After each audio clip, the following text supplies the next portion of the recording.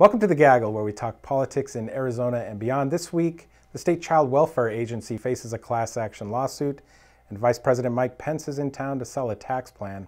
But we start with the Senate race of 2018 in Arizona. It just got a little more interesting. Ron, what happened? Well, Kyrsten Sinema, to no one's great surprise, formally entered the race for the Democrats. This gives them sort of that top-tier star power candidate that everyone assumed was going to join this race months ago. She finally went ahead and entered, and now that also sets the dominoes tumbling for her current House seat. It also puts Jeff Flake in a bit of a bind in terms of the way that he needs to campaign to try and hold on to the Senate seat. Does he tack far to the right to beat back Kelly Ward? Does he have to tack more to the middle, or find some other way of sort of fending off these two candidates who come at him from the far right and maybe more in the middle? She's a more centrist Democrat. How do you think Jeff Flake will respond should he face her in the general?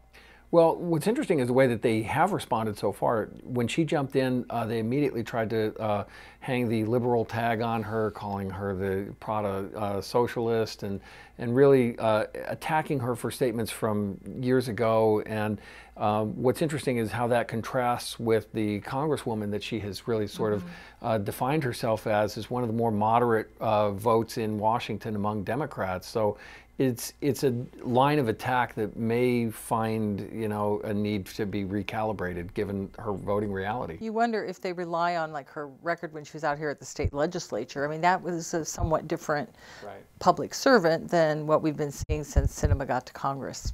That's right. So, Mary Jo, the Department of Child Safety is facing a class action lawsuit. What are they being accused of in this? Abuse in the foster care system, sort of neglect, not doing enough to help the thousands and thousands, I think it's about 17,000 right now, kids who are in state custody. This was a lawsuit filed 2 years ago. It took them to this point to get to the judge saying, yeah, okay, we're going to certify you as a class action. And what the plaintiffs want, it's on behalf of a couple of kids, they want improvements to the system. They're not talking about dollars. They're saying we've got to do things to make sure we get services to kids more quickly, and they cite all kinds of terrible, horrible stories about injustices that some of these kids have suffered while in foster care.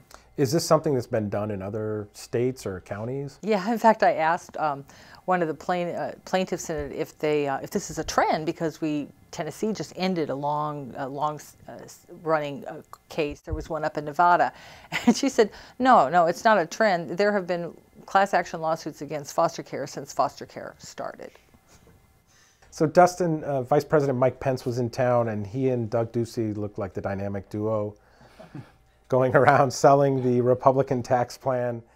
You were there tagging along. What did it look like, and what were they saying?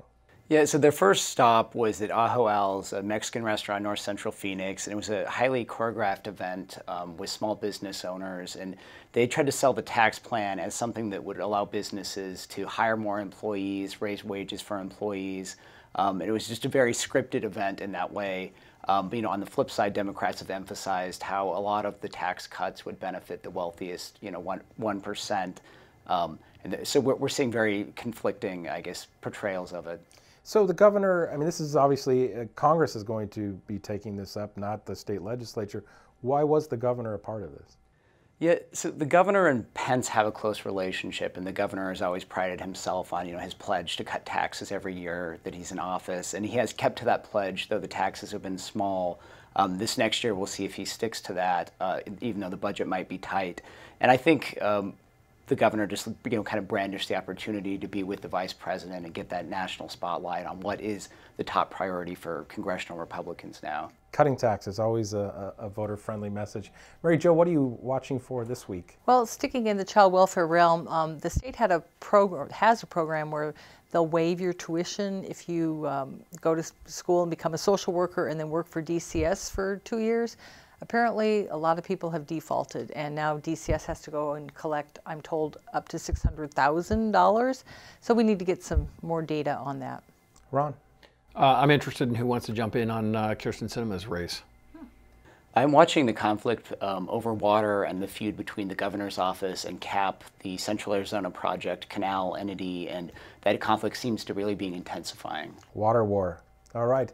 Thanks for joining us. We'll be back next week.